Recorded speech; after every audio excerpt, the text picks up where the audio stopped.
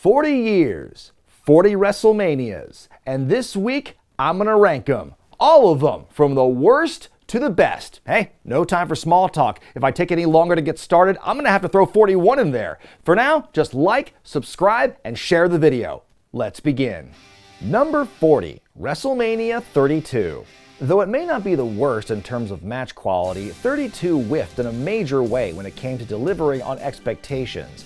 Injuries took their toll on more top stars than ever before, and you felt it at this show, which once held the record for the longest runtime in Mania history. The show had its high points, like Zack Ryder winning the Intercontinental title in a ladder match, AJ Styles' first WrestleMania against Chris Jericho, and the great triple threat match with Charlotte, Becky Lynch, and Sasha Banks. But the rest of the event felt like a blatant rejection of the future of the company, as it leaned too heavily on the past. Steve Austin, Mick Foley, and Shawn Michaels coming out together to beat up the League of Nations, The Rock setting his name on fire, Brock Lesnar phoning it in against Dean Ambrose, and the Hell in a Cell war between The Undertaker and a returning Shane McMahon. The main event saw Roman Reigns finally get his loudly protested Mania coronation they deprived from us 1 year earlier when he beat Triple H for the WWE title in a match that went about 20 minutes too long. Let's keep track of how many times I'll say that about a Triple H match in this video. Number 39, WrestleMania 9. I'm pretty excited that this year's WrestleMania is taking place in Las Vegas. It's taken a long time, but WWE finally has the chance to give Sin City a makeup, considering the last one was so bad. This WrestleMania is memorable for its unique Roman Colosseum setting outside Caesar's Palace, a top-to-bottom theme they have never tried to replicate to this extent since, and for good reason. That being said, something about WrestleMania in the daytime in an outdoor arena is just neat to me. The show's few high points came early, like when the Steiners took on the Head Shrinkers, and for most of Shawn Michaels versus Tatanka. But Mania 9 is weighed down by too many cop-out DQ and count-out finishes, not enough resolution on a show of this magnitude. And here's a match from the streak that The Undertaker would like you to forget, as he struggled to get anything decent out of Giant Gonzalez. Then there's the main event, the chaotic sequence where Yokozuna beat Bret Hart to claim the WWF Championship, only for Hulk Hogan to win it himself minutes later after challenging the big man for the title on the spot. No matter how people want to rationalize or justify the change-up, in the end it failed to help anything or anyone not named Hulk Hogan. It's a moment that's been beaten to death, so I won't go into it too much about the politics and the aftermath of it all, but it's one that I believe, at least partly, defines the negative side of the Hulkster's legacy in professional wrestling. Number 38, WrestleMania 4. For the WWF, WrestleMania 3 was going to be the last great high point for a while, and number 4 in Atlantic City was the first step in a long journey to get back to it. The first of two Manias to be held at Trump Plaza, the show revolved around a one-night tournament to crown a new WWF champion, and it turns out that isn't always a great way to fill 3 hours. The tournament was filled with matches that managed to be both short and boring, except for one match that was long and boring. Matches riddled with bad finishes, meant to protect as many people as possible. Aside from Randy Savage winning his first world title in the main event, and maybe Demolition's match, there isn't much else about this show worth watching, unless you get nostalgic for the big stairs on the entrance ramp or something. They call this WrestleMania bore for a reason, folks. Even the Macho Man's moment was undercut by Hulk Hogan's involvement during the match, as well as the celebration. A great moment when looking a year ahead to see the Mega Powers imploding, but in a bubble, it made the new champion look less than. Tied for number 37, WrestleManias 2 and 11. I've lumped these two shows together because despite being 9 years apart, they are very similar in a lot of ways. NFL cross-branding? Check. Tons of irrelevant celebrities? Check. King Kong Bundy matches with foregone conclusions? Check. And if you count the last matches for each city of Mania 2 as separate main events, which I do, both shows featured a main event in which a wrestler had to put together a good match with an outsider. But to its credit, Bam Bam Bigelow versus Lawrence Taylor is a much better encounter than the Mr. T. Roddy Piper boxing match. Neither show's world title situation was very compelling. The Hulkster's feud with King Kong Bundy was probably one of the most generic and lackluster ones he ever had. And over in 1996, the fans didn't really want to cheer for Diesel over the supposed heel in Shawn Michaels. Mania 2's greatest match came when the British Bulldogs finally bested the Dream Team for the tag titles. And for Mania 11, that distinction goes to Shawn versus Diesel, the match that arguably should have gone on last that night. Neither show is considered historically significant significant, and both are vastly overshadowed by much more memorable events to come 1 year after and before, respectively. Number 35, WrestleMania 36. It almost isn't fair to rank this show in the bottom 5 since it never got a fair shake. The whole card was blown up when COVID shut the world down, the show was pre-taped in an empty performance center, and became the first WrestleMania to be split across 2 days, quite possibly this show's biggest legacy. WWE's attempt to push through the pandemic was admirable, but even though most of the matches here were fine, this WrestleMania has some of the worst rewatchability. Who wants to go back and revisit this era of wrestling? I mean, sure, I'm probably gonna have to in a few years for this channel, but I'm talking voluntarily. The Boneyard and Firefly Funhouse matches were far and away the best parts of that weekend's festivities, ushering in a big year of cinematic matches where every major company tried and failed to top them, including WWE itself. The rest of the card wasn't awful, but the lack of a crowd diminished the good stuff while further exposing the bad. Drew McIntyre getting his long-awaited title victory was subdued because nobody was there to celebrate it. The Charlotte Flair super push continued to the detriment of Rhea Ripley and NXT, and Edge's improbable Mania return after being gone for nearly a decade became a swing and a miss after one of the most boring and self-indulgent matches in Mania history. Number 34, WrestleMania 27. I've got 6 words for you. Michael Cole, Jerry Lawler, 30 minutes. Number 33, WrestleMania 15.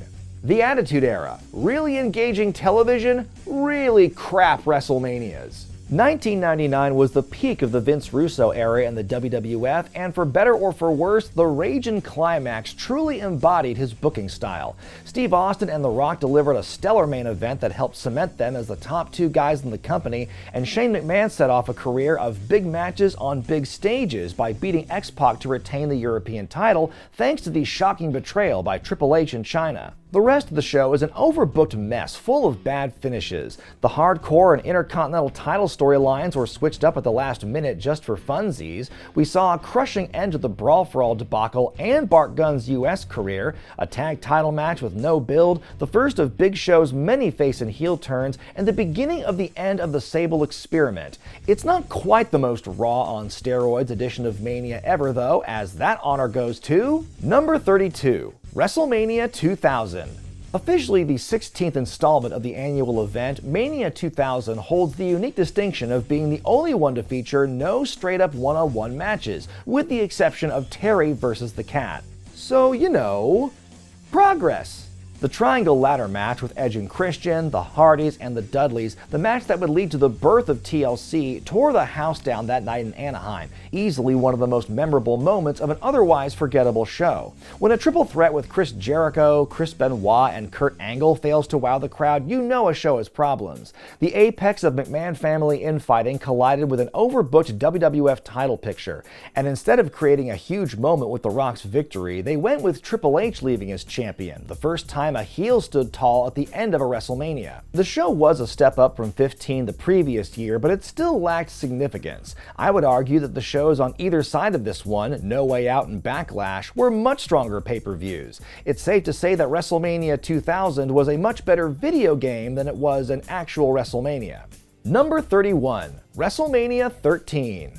This is the definition of a one-match show, but brother, what a match it is. If it weren't for Stone Cold and Bret Hart having arguably one of the greatest matches in WWF history, I'm not sure this event would have even ranked. The least purchased WrestleMania in history, at this point the WWF does have a lot of the tools that will help them succeed in the years to come, but they're not quite where they need to be just yet. The Undertaker winning the WWF title for the first time in years could have been a bigger deal had the main event match that got us there not been a boring slog. The Chicago street fight with the Nation of Domination and the trio of Ahmed Johnson and the Road Warriors had some great moments as well, but besides that and the obvious, this is a Mania almost worth skipping entirely. Number 30, WrestleMania 34.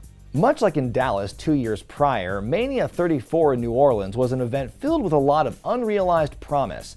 Fans did get a great Intercontinental title triple threat that saw Seth Rollins come out on top, and Kurt Angle's WrestleMania return, coinciding with Ronda Rousey's in-ring debut, made for a great combination against Triple H and Stephanie McMahon. But those rare gems weren't enough to keep the show from falling off a cliff fairly early. Asuka's ungodly win streak was broken at the hands of Charlotte Flair. Rusev's reward for getting Rusev Day over was being part of a boring four-way for the US title. The Undertaker came back to squash John Cena in a match they were too scared to actually advertise. AJ Styles and Shinsuke Nakamura fell flat before a wild Nakamura heel turn, and Daniel Bryan's emotional return to wrestling after his first retirement was overshadowed by his tag team partner Shane McMahon. But you can't talk about WWE's second trip to the Big Easy without bringing up one of the worst main events in WrestleMania history, the excruciating battle between Brock Lesnar and Roman Reigns for the Universal title. A match that was less over with the crowd than beach balls, a bizarre exercise in torture that almost punished the fans in attendance. The most fuck you, love Vince match I think I have ever personally witnessed. Jesus, give me Triple H going over in 2000 any day over this. At least back then, the H-Man's character still had some juice. When even your champion is pissed at the booking decision, you know you messed up big time. But let me tell you how I feel. Number 29, WrestleMania 1. Every great journey begins with a single step. It was 40 years ago when the WWF took full advantage of the momentum gained in their partnerships with Cyndi Lauper and MTV, betting the company's entire future on the success of the first WrestleMania. Its historical significance cannot be overstated. Entire books have been written about it. I literally just did a video on it about a month ago. It's the event that begat decades of further success for the World Wrestling Federation, leading to more WrestleManias and more matches and moments and wrestlers to come from those WrestleManias. Yay, verily. The main event delivered as expected, with Hulk Hogan and Mr. T delighting the fans. Andre the Giant got Big John Studd up in a body slam challenge and threw his prize money out into the audience. And Wendy Richter reclaimed the women's title with Cyndi Lauper by her side. But beyond that, the rest of the show felt like filler. Back then, WrestleMania was basically a really jazzed up MSG house show. A lot of top-fed talent at the time wasn't represented on the show, so it definitely lacks that yearly check-in feel that would make future Manias such big events. But obviously, none of those critiques really matter since it worked out pretty well for them, and we all know the story from here. Number 28, WrestleMania 33. First things first, this set, the roller coaster gimmicks, mwah, beautiful. Easily one of the top WrestleMania sets of all time, no notes. As far as the in-ring stuff, AJ Styles and Shane McMahon had a much better match than many expected. Kevin Owens and Chris Jericho made the most of their situation when creative didn't work in their favor. Then there was the absolutely epic surprise return of the Hardy Boys as they won the Raw Tag Team titles. And don't forget when John Cena made everyone go crazy when he proposed to Nikki Bella. Oh Jesus, Austin! Oh my God! What is that? What? Oh, is that it? Oh, Jesus! Oh my God! But as we'll find with many of these manias, even some of the better ones, things hit a wall just after the halfway point. We had a match with Triple H and Seth Rollins that went a bit long, Bray Wyatt and Randy Orton's WWE title match being bugged out with typical nonsense Wyatt spookiness, and a Goldberg-Brock Lesnar rematch that felt a bit too reminiscent of their Survivor Series match, save for the outcome. Then there was that main event. Roman Reigns was still being miscast as a babyface when he was booked to kill off The Undertaker at possibly his most immobile and broken down. Despite leaving his hat and coat in the ring, the dead man insisted on returning a few more times to make up for it, to even worse results. If only this roller coaster had stopped when it was at the top of the hill. Tied for number 27, WrestleManias 28 and 29. A Tale of Two Manias headlined by John Cena and The Rock, two shows that feel totally interchangeable to me. Even though I'm putting them together in one entry, I would give the slightest of edges to WrestleMania 28. Rock and Cena was more fresh, the Hell in a Cell match with Triple H and The Undertaker rocked, and CM Punk and Chris Jericho gave a hell of a performance despite being forced into the mid-card. Even the Yes Movement got its humble start there when Sheamus squashed Daniel Bryan in 18 seconds. 1 year later at MetLife Stadium, The Undertaker had arguably his last great WrestleMania match against CM Punk, and though I thought that Triple H and Lesnar was okay, the wrong guy won. But after that, the quality really takes a turn. The Alberto Del Rio babyface experiment died on the vine against Jack Swagger, and Chris Jericho lost to a debuting Fandango in a match that did nothing for either man. But at least 29 didn't have Brodus Clay and his dancing mamas. Number 25, WrestleMania 24. This WrestleMania, which I've just recently reviewed on the channel, is best remembered for the emotional retirement of Ric Flair. Unfortunately, it's so effective that it practically kills the crowd for the second half of the show, and then it eventually becomes all for nothing once Flair comes out of retirement barely 1 year later. Finlay and JBL in the Belfast Brawl is a solid fight, even if it's a weak payoff to a weaker storyline, and Money in the Bank continues to be one of WrestleMania's standout spectacles. Big Show versus Floyd Mayweather completely raised the bar for celebrity matches in WWE, and even though the main event outcome was predictable, the war between The Undertaker and Edge was a solid performance and a great way to end the show. Lowlights include a piss-poorly built interbrand match between Batista and Umaga, as well as the ECW title and Chavo Guerrero being thoroughly crapped on with a sub-10-second title match won by Kane. Number 24, WrestleMania 5.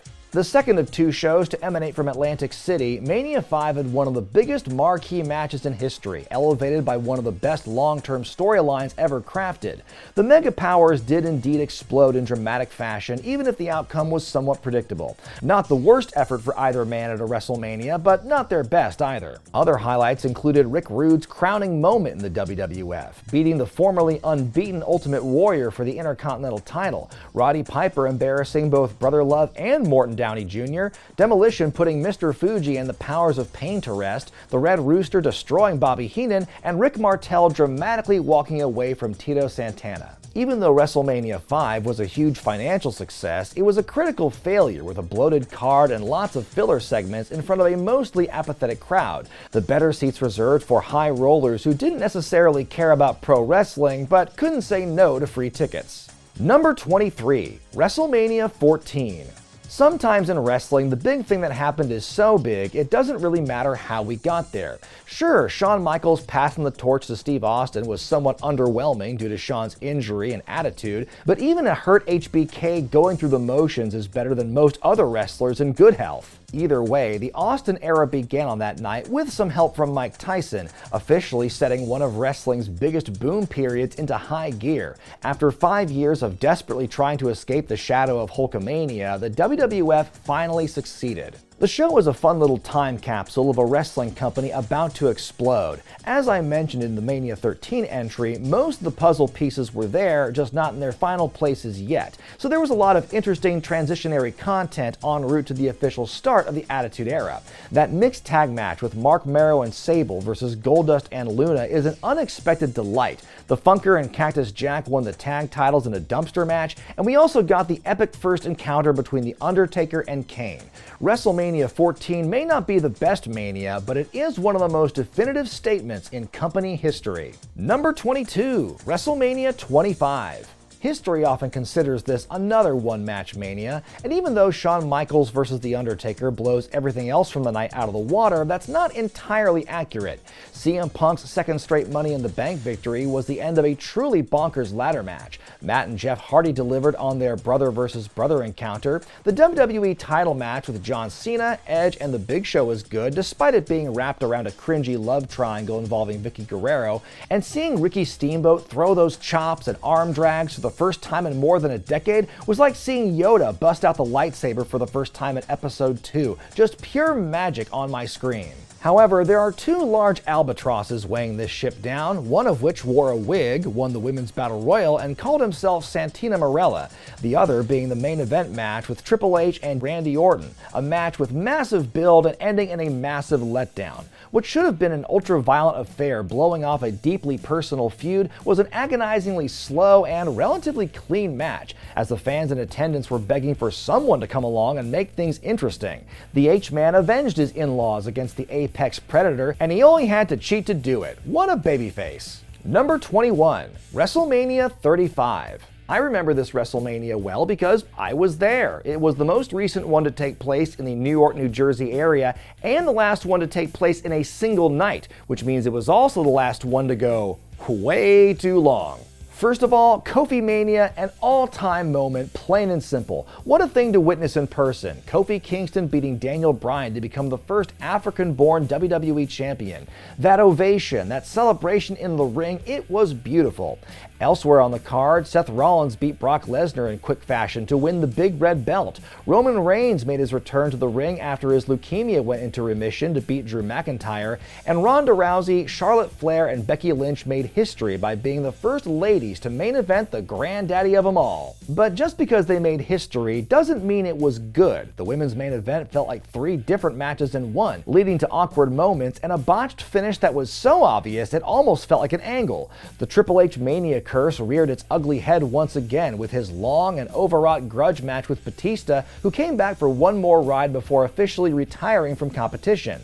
Kurt Angle's final match was wasted on Baron Corbin. Samoa Joe beat Rey Mysterio in less than a minute to retain the US title. Shane McMahon beat The Miz, and half the crowd couldn't see shit because of the lights in their eyes. And do I need to bring up the ride back to the hotel again?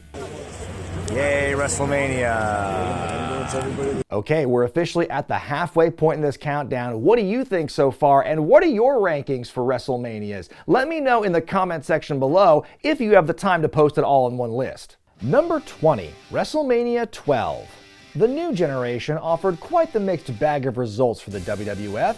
It gave us some of the greatest performers of all time, and it gave me some of the inspiration for this very channel. But it's safe to say that Mania 12 from Anaheim gave us more of the good than the bad. Obviously, there's the Iron Man match for the WWF Championship. Shawn Michaels versus Bret Hart in what's quite possibly each man's greatest in-ring accomplishment. There are 2 minds regarding the Iron Man match. Goodness knows I go back and forth between them all the time. Some people think an Iron Man match that ends in a scoreless tie is like having a Falls Count Anywhere match that never leaves the ring. Then again, the suspense in waiting all match for the first fall can be compelling. Every wrestling fan owes it to themselves to block out an hour and make their own judgments, but regardless, this is one of the standout Mania main events. This show also saw The Undertaker not only extend his WrestleMania win streak, but end an entirely different streak of having a bunch of stiffs as Mania opponents. He got a great match out of Diesel shortly before Big Daddy Cool would leave for WCW. And the Hollywood backlot brawl between Goldust and Roddy Piper, the latter filling in on short notice for a suspended Razor Ramon, could be considered one of the first cinematic matches.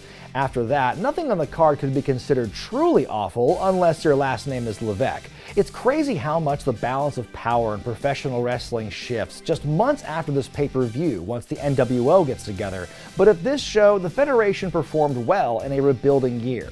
Number 19, WrestleMania 6. The Ultimate Challenge was the ultimate upgrade from the previous 2 years, going from Trump Plaza to the Sky Dome in Toronto. The grand nature of the stadium, the little ring carts making a comeback, all those little things we associate with the spectacle of Mania back in full force. Like most of the early WrestleManias, this show is somewhat bogged down by a lot of abrupt throwaway matches that serve more just to get people on the card than to produce anything that truly matters. It's crazy to think that Randy Savage and Dusty Rhodes worked each other at a WrestleMania, but as part of a mixed tag team match. This show saw not 1 but 2 passes of the torch. Not only was there the much ballyhooed main event with Hulk Hogan and the Ultimate Warrior, but fans also got to see Andre the Giant walk off into the sunset the same night that Earthquake was established as the new big bad in the Federation. Demolition won their 3rd tag team title after beating Andre and Haku, and Ted DiBiase and Jake Roberts put on their working boots as well. But the best match of the night came from 2 unlikely sources, as Hogan and the Warrior tore the house down in an epic face versus face confrontation with both their belts on the line. Hogan allowed the Warrior his first clean pinfall loss since 1981 to Tony Atlas, and although the Warrior experiment ultimately didn't pan out, an attempt was made. It's easily one of the best matches of Hogan's first big run, and one of Warrior's best ever, second only to the Mania match he'd have a year later. Number 18, WrestleMania 37. 2021's offering was a watershed moment for WWE, the first wrestling show of this scale held in front of a live crowd in nearly a year, not to mention the first live attempt at a 2-night Mania. And though plenty of people were in attendance in Tampa, a lot of the seats were papered, or is it cardboarded? We also witnessed the first rain delay in Mania history on night 1, as the announced teams and backstage interviewers scrambled to kill time as the storm warning subsided. Only Samoa Joe could make wearing a rain poncho look badass. Hip-hop megastar Bad Bunny gave us arguably the greatest WrestleMania performance by an outsider ever, teaming with Damian Priest to beat The Miz and John Morrison, an angle that so many people crapped on at the outset, only to be blown away by what happened once the bell rang. Sami Zayn and Kevin Owens got their first WrestleMania moment together, which, wow, I totally forgot involved Logan Paul, and the main events of both nights absolutely delivered. Sasha Banks and Bianca Belair put on the best match of night one, making history in the process, while Roman Reigns kept his path of dominance going on night two, beating both Daniel Bryan and Edge in their final WrestleManias. Or maybe not. Who knows anymore with stem cells and shit? That's not to say the show isn't without flaws. For starters, there's whatever the hell was going on with Bray Wyatt, Alexa Bliss, and Randy Orton, but at least it put an end to one of the worst feuds of the pandemic era. And if you thought it was silly to imagine Shane McMahon holding his own with The Undertaker in Dallas, imagine him doing it again 5 years later against Braun Strowman in a steel cage. And hey, what makes a match a Nigerian drum fight anyway? Oh, and I almost forgot Hulk Hogan dressed like a pirate getting booed vociferously in his own hometown, a grim portend of what would happen to him 4 years later on Netflix. Number 17, WrestleMania 22. Here's another show I got to rewatch recently, and like with 24, I was surprised how much stuff that I didn't appreciate at the time actually held up. The last Mania to be held in a standard arena instead of a stadium, the Allstate Arena in Chicago hosted numerous landmark moments on that night. It had one of the largest rejections of top babyface John Cena as he fought Triple H in the main event. It had Rey Mysterio's first World Championship win in a kick-ass match that went half as long as originally planned. It had Trish Stratus and Mickie James put on a true wrestling match, though ending with some memorable controversy. It proved that Shawn Michaels could really carry a broomstick, I mean his boss, to an entertaining brawl, and that Mick Foley still had something in him, taking Edge to superstardom in an insane hardcore match. If WWE's style of humor is your bag, there's plenty of that with Booker T, Sharmell, and the Boogeyman. And we even get a glimpse at wrestling's future, hidden amongst a group of developmental extras with suits and Tommy guns. A real favorite for fans of the Ruthless Aggression era, it's definitely worth a watch. Number 16, WrestleMania 7. Mania 9 was not the first themed WrestleMania, as number 7 was draped in red, white, and blue to celebrate the USA. Originally done in response to the escalation of the Gulf War, it all seemed a bit much by the time the show happened, as the war had actually ended weeks before. Speaking of war, another casualty in all this was the WWF's pride, being forced to downsize from the LA Coliseum to the Memorial Sports Arena, officially for security reasons, but mostly because tickets were moving at a glacial pace with the card they were offering. That being said, there are a lot of great moments on this show. You gotta love that cold open, straight out of a G.I. Joe opening. There's a stellar tag title match that serves as the swan song for the Hart Foundation, a beefy big boy battle between the British Bulldog and the Warlord, an amazing moment for Virgil against Ted DiBiase, a hilarious blindfold match, the WrestleMania debut of The Undertaker, and of course the show stealer with the Ultimate Warrior and Randy Savage, plus Macho Man's tearful reunion with Elizabeth. And to top it all off, Hulk Hogan gives one of his best performances in a bloody brawl with Sergeant Slaughter to reclaim the WWF Championship in the name of the USA. It was a satisfying end to the show, even though them going back to Hogan so soon after the Warrior failed kind of exposed how low the company was on ideas at the time. Number 15, WrestleMania 23. 2007 was the year that WWE returned to large stadiums for WrestleMania, and with the exception of 2020, never looked back. And sure enough, it was a Mania that was worthy of the grandiosity of Ford Field in Detroit. In the main event, John Cena solidified his spot as the top dog of the decade by beating Shawn Michaels and going 2-0 against both DX members at Mania.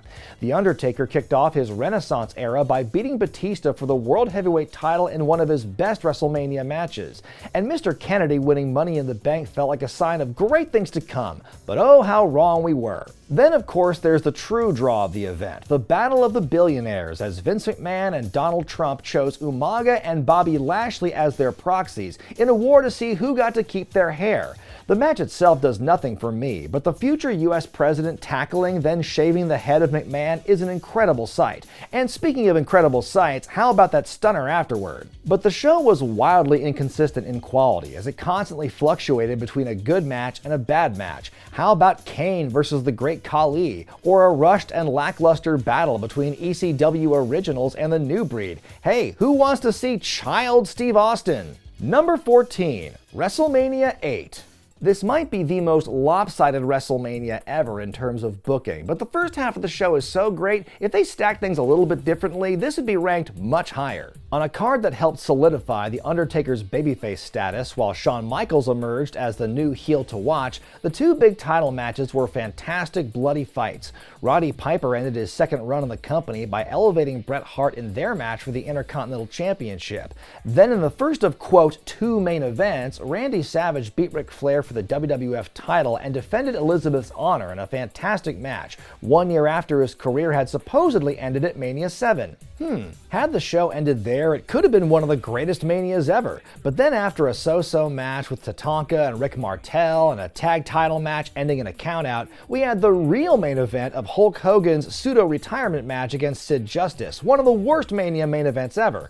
The match ended in a DQ after Sid was forced to kick out of the leg drop because Papa Shango missed his cue, only for the Hulkster to be saved by a returning Ultimate Warrior, who'd be gone about 7 months later. WrestleMania, baby! Despite the flat ending, I'd argue that most of this Mania still holds up. If they just swapped the Hogan and Savage matches, we'd be telling a very different story. Number 13, WrestleMania 18.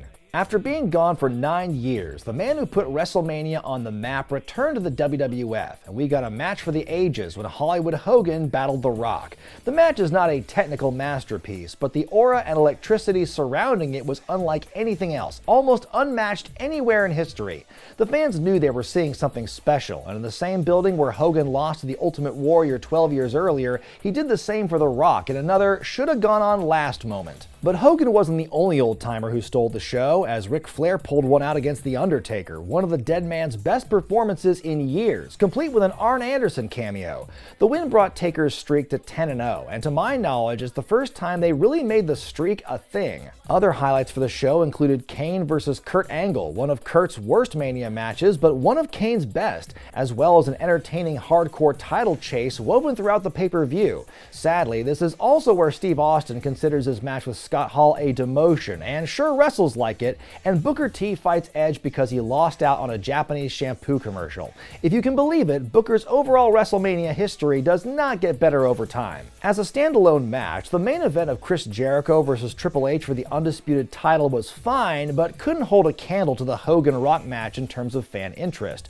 And knowing that all the build for this match was dog crap, pun fully intended, it is a sour way to end the show. Nothing was going to come close to the previous year's spectacle, but the show was still great overall in its own right. Number 12, WrestleMania 26. Although it's not billed as such, this WrestleMania truly marks the end of an era, as it was the last time The Undertaker, Shawn Michaels, and Bret Hart all competed on the same Mania card. The show was headlined by the epic rematch from WrestleMania 25 between Shawn and The Undertaker, career versus streak.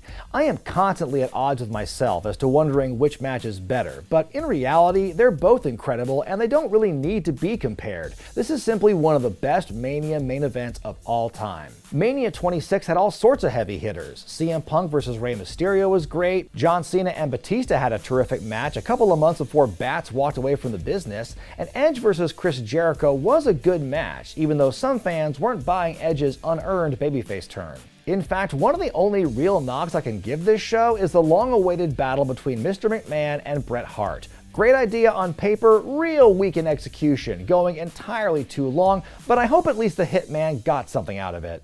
Number 11, WrestleMania 38. If I had to pinpoint a moment when WWE began to turn things around creatively to where they are today, I'd have to acknowledge Mania 38. After sucking real bad 6 years earlier, the company returned to AT&T Stadium in Dallas and actually delivered on the hype. Billed as the most stupendous WrestleMania ever, great word by the way, this was a very strong 2 nights worth of performances by all involved. These shows saw the Mania debut of Logan Paul, a great contest with Becky Lynch and Bianca Belair, the hilarious Jackass match with Sami Zayn and Johnny Knoxville, the unification of the top 2 championships, the WWE return of Cody Rhodes to a massive ovation, and oh yeah, the first Stone Cold Steve Austin match in nearly 2 decades. And how fitting is it that this was the last stunner Vince will probably ever take? Yeah, I'd call this a damn stupendous Mania. Number 10, WrestleMania 20.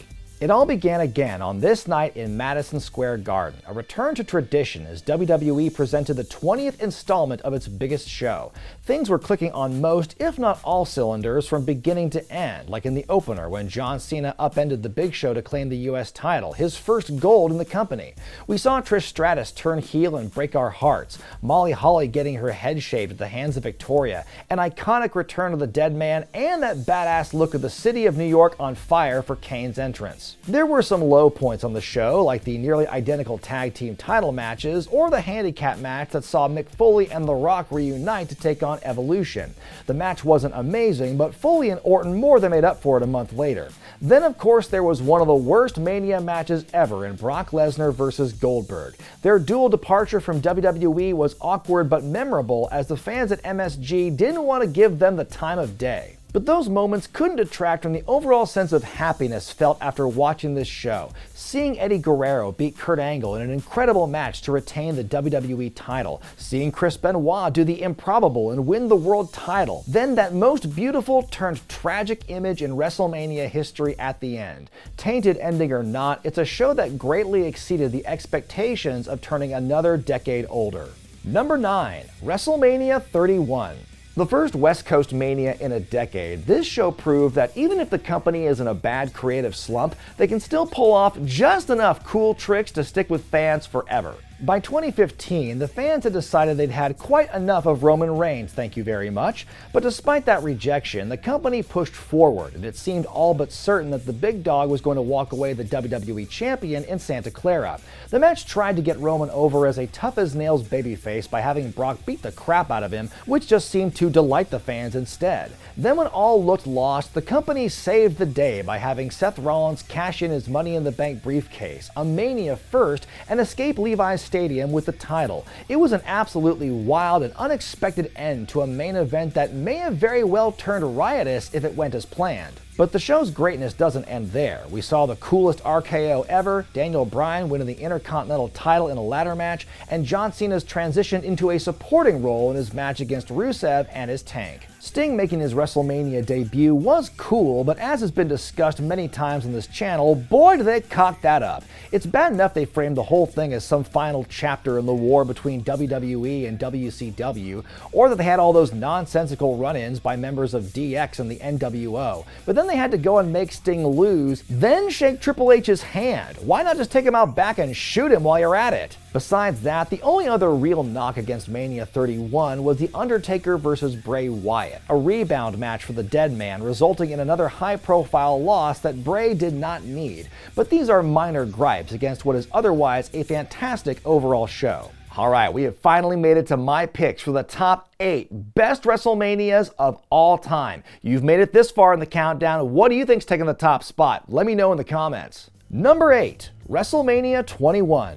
Mania 21 saw a double coronation that would help define an entire generation for WWE, with John Cena winning his first WWE Championship against JBL and Batista toppling Triple H in the main event to become World Heavyweight Champion. It was a clear message that the future of the business was here and now. Randy Orton was part of that mandate as well, and even though he came up short against The Undertaker, it was an awesome match for someone with his age and experience level, and was one of the first times the famous streak truly felt in question.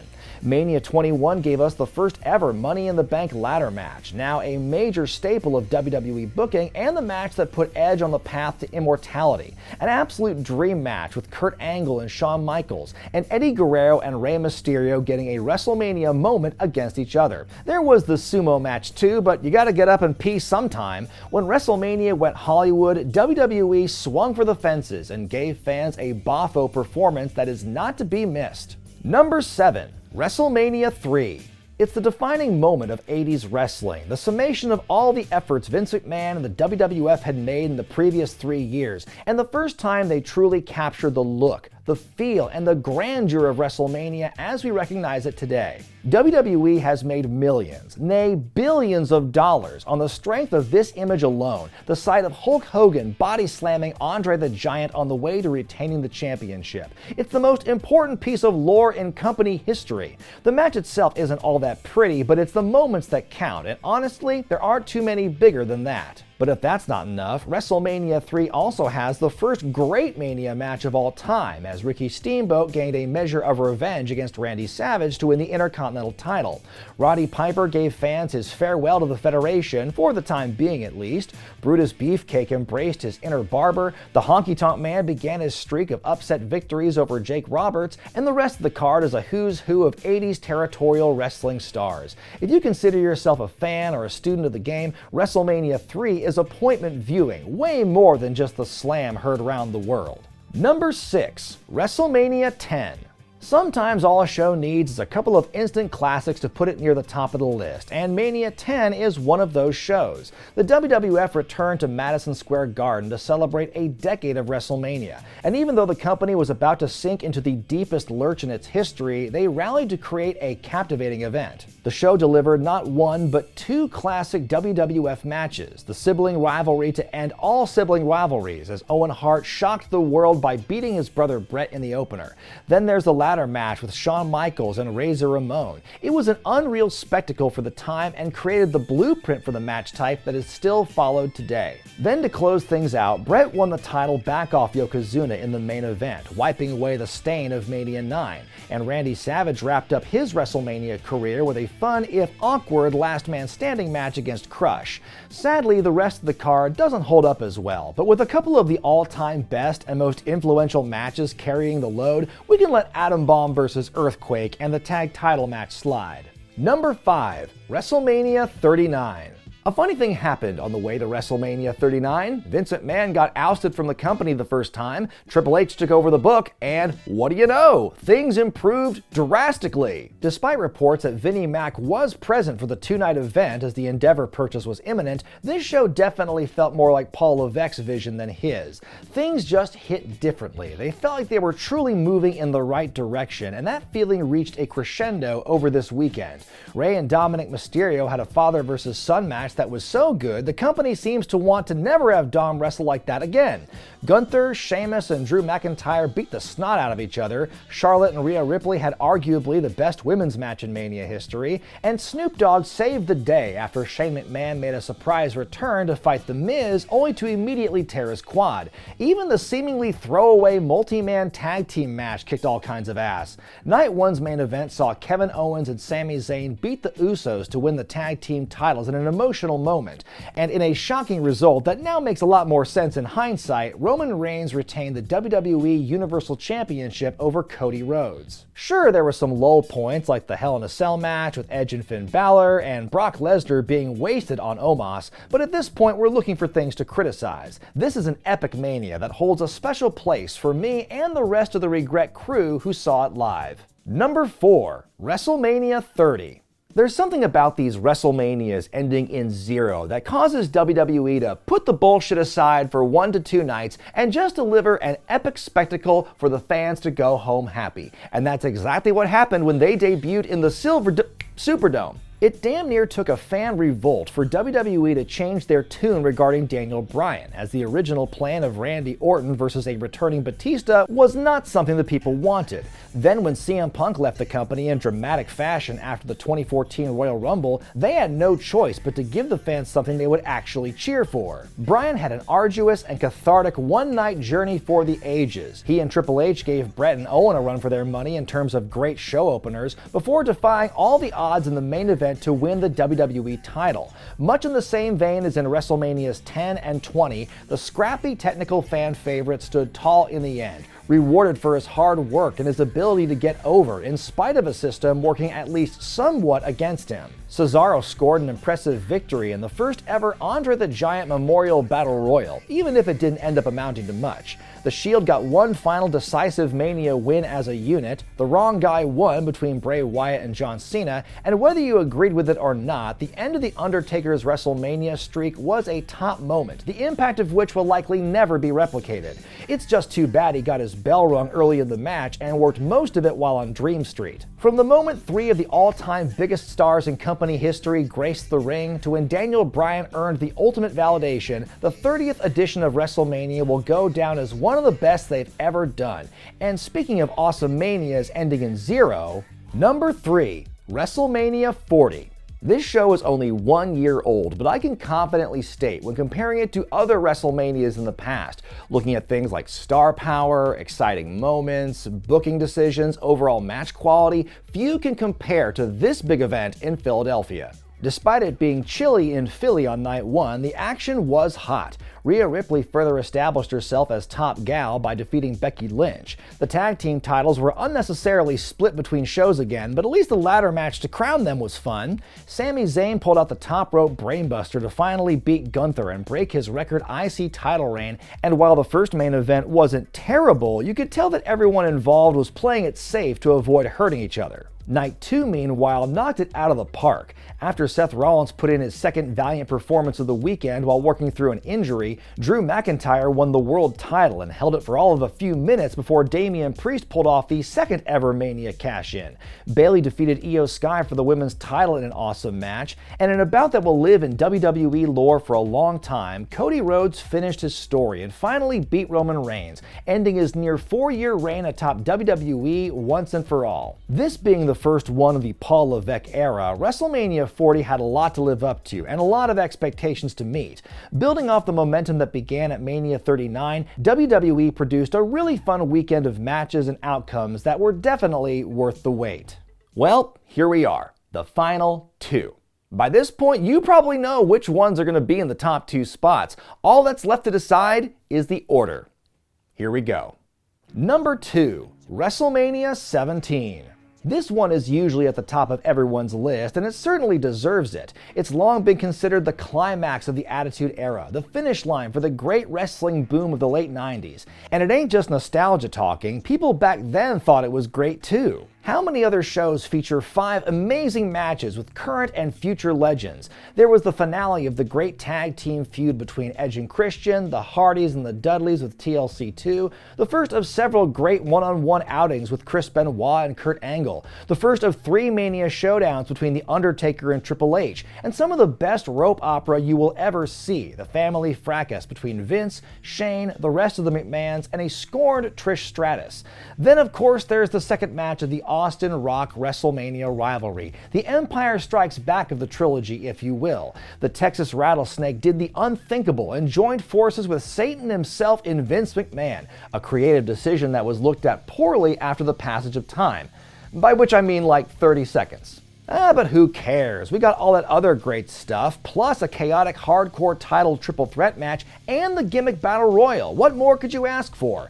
WrestleMania X7 was the first one to utilize the Showcase of the Immortals nickname, and deservedly so, as this Mania delivered on virtually every level. And yet, my pick for the greatest WrestleMania of all time is WrestleMania 19.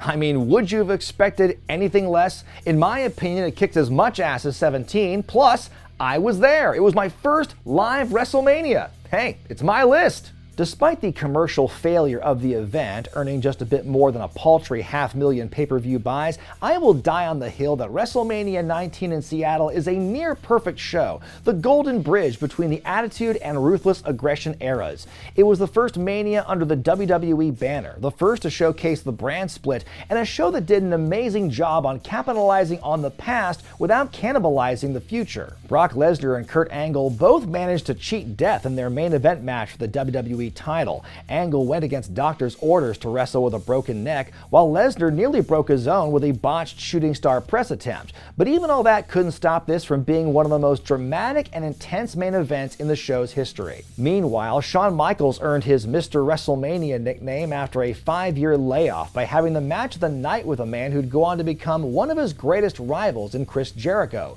The Rock finally got a win over Stone Cold in their last WrestleMania match, Austin's final match for 19 years. And somehow, some way, Vince McMahon and Hulk Hogan damn near stole the show with their wild, no-holds-barred match that put a bow on 20 years of history between them. Rey Mysterio made his WrestleMania debut, as did Nathan Jones, sort of. We also got both ends of the women's wrestling spectrum, an excellent triple threat for the women's title, and a lightly sexy romp featuring Stacy Keibler, Tori Wilson, and the Miller Lite Catfight Girls.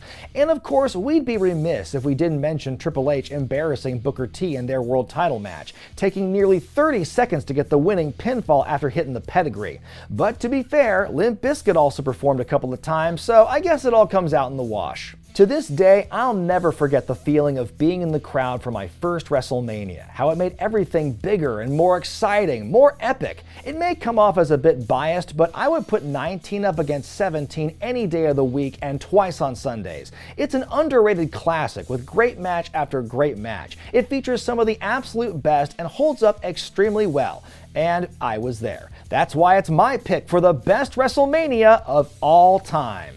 Well, I'm sure this list will generate some spirited debate. Let me know what you think about it in the comment section below. And hey, come back to me in a couple of weeks and let me know where you think WrestleMania 41 would rank in a video like this. Be sure to give the video a thumbs up if you like it, subscribe to Wrestling with Regret, hit that bell icon for all the notifications. I'm Zane, and I'll see you next time.